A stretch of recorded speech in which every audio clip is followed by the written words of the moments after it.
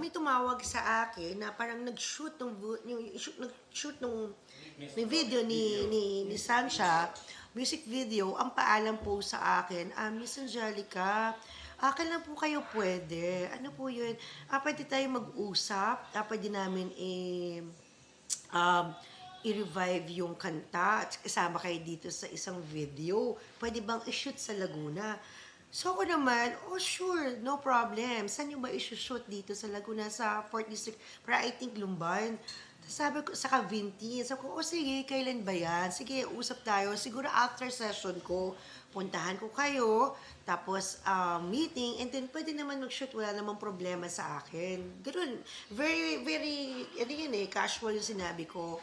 So, binigay sa akin yung schedule. Bukal, ito po yung schedule. Ito po yung schedule ng shoot. Ito yung schedule ng meeting natin. Dilagay ko sa schedule ko, Tito Roldan. And after that before one day before the shoot, ako pa tumawag, ako nag-remind, tuloy pa yung shoot for tomorrow kasi kinancel ko yung schedule ko, na-move yung session namin, and ako nang bahala dito sa Laguna as chairman ng tourism. Ang sagot sa akin, naku, bukal, cancel po, hindi tuloy. Dahil? Basta wala silang sinabi. Walang binigay na reason. So, cancel. Tapos, ako naman, naging kampante naman ako na cancel. Nagulat na lang ako, nagtawagan sa akin ng tourism, ang head ng tourism, Bukal Angelica Jones, ikaw ang chairman ng tourism, alam mo ba to? Alam, nag-shoot dito yung nag-revive ng Miss Flawless. Yun nga, ang grupo ni na Sunshot sa kanyang production, doon sa Laguna. Alam mo ba to? Sabi ko, pinipaalam sa akin, pero kinancel nila, hindi daw tuloy. Hindi natuloy, nag-shoot sila kahapon. So, permit. Sa akin, madali naman kausapin na yung lahat naman nakakanta. Oo, parang revive, di ba? Saka sinabihin na sila ni Kuya Lito na magpaalam kayo. May nagsabi sa akin, lawyer, na pwede akong magdemanda, kasuhan, because mali yung ginawa nila. That time na yung parang busy kasi ako sa constituents ko, sa district ko. Inayaan ko na lang, di ba? Baka sabi ko, one day, baka mag-sorry sila.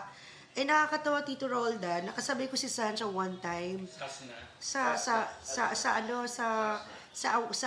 awarding ng Women's Month. Ganyan ka na, ikaw na ngayon na bastos, hindi na nga sila nag-sorry sa'yo, hindi na sila nagpaalam sa'yo, ba't tinahayaan mo? Sabi ko, in right time, but now. But hindi pa sa ngayon. Sabi kong gano'n. Pero nung mapanood mo, marinig mo yung kanta. Nabigyan ba ng justice? Wala po. Yung kanta ako ni-revive nila. Oo. Kung okay ba. Kabana o krayan or ano? Sa akin, na-appreciate ko naman dahil ni-revive nila yung kanta ko. Dahil kanta ko yun. Sinabi ko naman sa kanila, walang problema sa akin. Ang pangit kasi sa side ko, na parang nabastos kasi ako, na parang halimbawa tayo, may schedule tayo, tapos may usapan tayo mag-shoot, ipapaalam ko sa iyo yung pwede ko bang kantahin yung kanta mo, Tito Roldan, tapos biglang pinakancel ko sa'yo, tapos malaman mo na inilabas na pala, itinuloy. Doon pa mismo sa lugar mo, kung saan nakaupo kang board member. So, kahit sinong tao, masasaktan, bastusan, pero maswerte lang sila at that time kasi busy talaga ako at marami talaga akong trabaho.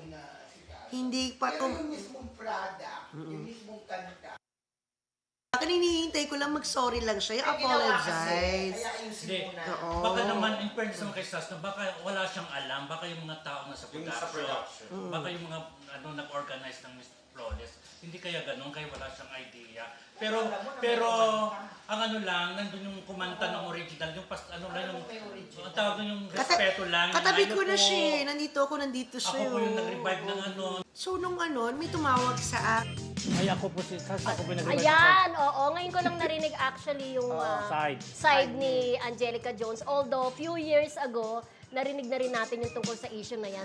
At narinig din natin yung sagot naman nila Direk R.S. Francisco kung saan sila yung nag-produce nga ng Miss Flawless na hindi talaga natuloy sa Laguna dahil nag-shoot sila sa Thailand, alam ko, dun sa may elepante, di ba? May nung shoot din doon sa Oo. Laguna, sabi Oo, ni ano. sabi ng Pero ganito ang Angelica. kwento niyang friendship, ha? Correct. Parang out of the country tayo, nabanggit ni Direk RS. Correct. Si friendship na si RS, Francisco. Francisco, yes. Na gusto nilang i-revive ang Flawless. Oo. Sabi ko may contact ako kay Lito Camo. Yung composer. Oo, yun. Yes. So, nakipag-communicate ako kay Lito Camo, then nakipag-meeting si Mami, si Sasna, at saka ako. Yun, di ba? Mahabang pag-usap. Hanggang hinayaan ko na sila. Kumbaga, naipakilala ko na. Hanggang nagkatuluyan na sila dyan sa kantang yan. Okay. Pero, after that, nagkaroon nga ng issue na parang gusto sana nila doon sa video kasama si Angelica para magandang presentation na yung dating original na Miss Flawless kasama ni Sasna. Oo. Di ba? Tapos hindi ko na alam yung naging story kasi parang hindi yata nagkasundo sa schedule or something. Yun. Yun din ang narinig nating version na parang sa schedule ni Angelica Jones medyo nagka-problema. Kumbaga hindi nagtugma. Ngayon. Kaya siyempre, kailangan din marinig naman natin yung side ni Shasna. Oo. Kasi may tampo yung mga nasa paligid. Kasi may tampo siya na parang nagpaalam na doon mag-shoot. Tapos sasabihin, hindi mag-shoot, Hindi hindi tuloy. Kasi yung pala natuloy. Natuloy din sa Laguna, may mga kinunan din doon umano sa Parang Laguna. di umano sabi niya, di ba? Oo. Na parang napahiya siya sa mga, ay nag-shoot na pala, tapos wala pala sa Angelica, at Correct, wala correct. siyang kamalay-malay. Oo, So siyempre yung feeling niya, parang feeling niya, Na-bypass siya. siya. Tapos nagkita sa isang event di umano ni Sasna. Di ba pagbaguhan ka, kilala mo Ikaw nun si una. Angelica Jones, yan yung original kumantang, ay ako po si, Flawless. ako po si Sasna, ako po yung nag-revive ng kanta nyo. Correct. Di ba yung pasintabi or yung, ang tawag doon, may pagbaguhan ka na. Respeto, Respeto, kumbaga. parang ganon. Pagbigay-pugay, parang ganon. Baka ganon na hindi nagawa ni Sasna. Tutik na alam niya na parang alam naman siya sa akong original na kumanta. Kasi magkatabi lang daw sila. Magkatabi O baka lang nahiya daw. naman si Sasna kasi wala May namang ganon. may proper na Introduction. introduction. Oo. Medyo na parang, kagaya dati may isang young actor, di ba? Mayayain, hindi bumati sa reporter. Bago pa rin siya nilapitan. Ikaw di ba ako? Kaya ako si Chedonene. Sabing gano'n. Pasensya na po, hindi ko pa nahiya po bumati. Sabing young actor. May Ay, ganon. May ganon talaga. Meron ganun sa nahiya na pero pagkawa. Pero, Pero pero mali yung friendship eh. Dapat, lalo na kung alam mong may kaugnayan sa karir May mo. connect. May Dapat. connect. Ay, ako po si Sasna Laparan, Miss Angelica. Correct. Oo. Ayan, pasensya na po at hindi tayo nagkita, hindi tayo nag-ano, yung ganon. Sayang po, hindi tayo Di ba pagka mga nagkatrabaho. baguhan, huwag ka mahiya kasi dami na nating sapo ng baguhan. Sila mismo nagbibigay respeto sa si Mga Hana senior. ka kay Catherine. Talagang lahat puri. Hi po, good afternoon po, di ba? Gumagano. Si Maricel Soriano, ganun Ay, din. si Maricel nung kabataan niya, di ba? In fairness kay Maricel. Sabi- Kaya, Inunahan. yung Diamond Star. Pero mataray nga siya, di ba? Mataray siya sa iba, di ba? Natari kasi, yan ang tatak niya. Pero, sa pagiging trademark niya, pagiging mata, doon siya mas nakilala at nalagpasan niya sa kasikatan si Snooki at si Gina O, ayaw ni Rodelia. Yung mga batiin muna natin yung mga dumalaw sa studio, Yes. yung mga kaibigan Oo. natin, di ba? Yes. Jan Fontanilla, Jana Chuchu, Rodel Fernando, and of course, Nonini Casio. Ay, nandyan sila. Yes. O, pabatiin Sila. natin mamaya pag nag-ending tayo. Yes. Anyway, Anyway. bukas ang panig ni Sasna, ha? bukas ang At panig ni nasa Sasna. production ng Miss Flawless. Correct. Correct. Yan. Oo. Pwede ka mag-asita siya sa mga yun. Sila Direct Jill, gano'n. Oo.